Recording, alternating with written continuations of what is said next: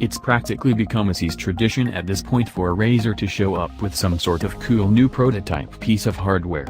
And this year at CES 2018, the company is showing off Project Linda, a companion piece of hardware for the recently released Razer phone that extends the smartphone into a full laptop. And while we've seen this trick before, going back as far as products like the Motorola Atrix and its companion Lapdic, or more recently with Samsung's DeckStock, Razer has an interesting spin on the Lapdic with Project Linda. Instead of just using the phone as the brains of the hybrid laptop, it also repurposes it as the trackpad. From a hardware perspective, Project Linda is more or less a modified Razer Blade Stealth, albeit one that is 0.05 inches thicker, so the Razer phone lies flush. There are a couple other changes to accommodate the peculiarities of how the Razer phone works.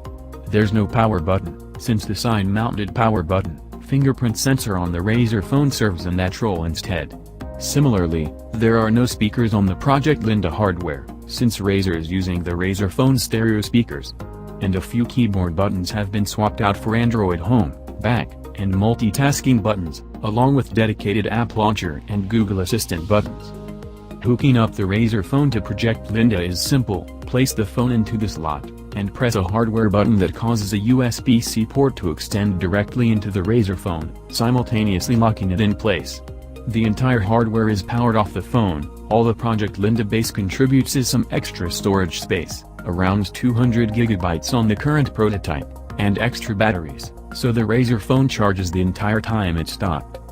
From a performance perspective, most of the apps run like they would on an Android tablet.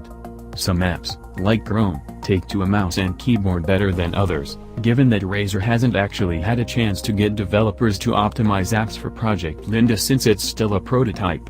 Additionally, the display is only able to mirror the phone in its current state, instead of displaying two different screens, although the company is hoping to get to that point. With all that in mind, it's hard to say whether or not Project Linda will ever make it to market, and if it does, whether its final incarnation will look anything like what we're seeing today. But even if it doesn't, it's still an interesting vision of how device manufacturers might be able to extend the power of smartphones even further. And who knows?